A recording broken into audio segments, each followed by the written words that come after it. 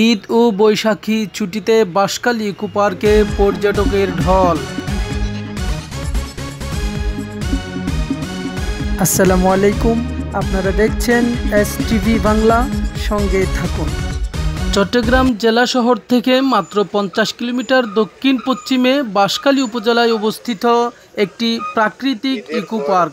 প্রাকৃতিক নৈসর্গিক সৌন্দর্যমণ্ডিত উঁচু নিচু পাহাড়, লেকের স্বচ্ছ পানি, বনাঞ্চল ও বঙ্গোপসাগরের বিস্তৃত তটরেখা নিয়ে গঠিত হয়েছে এই প্রাকৃতিক ইকো পার্ক।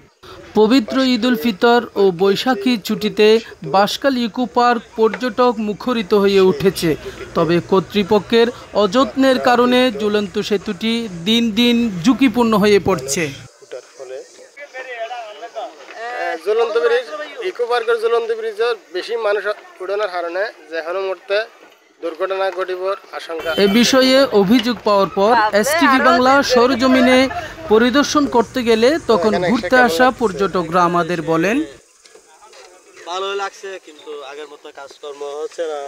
এটা এখন আগের মতো ভালো নাই, আগের মতো এখন ভালো লাগছে না। ব্রিজটা ছাড়া কিছু দেখা যাচ্ছে, ব্রিজটা ছাড়া কোনো আনন্দ বিনোদনের কিছু নাই। এই ইকো পার্কটি এটি বাঁশখালীর একটি ভেঞ্চুয়াল সম্পদ। এই সম্পদের কর্তৃপক্ষ আরও বেশি যত্নবান হবে, এসটিভি বাংলার এই প্রত্যাশা।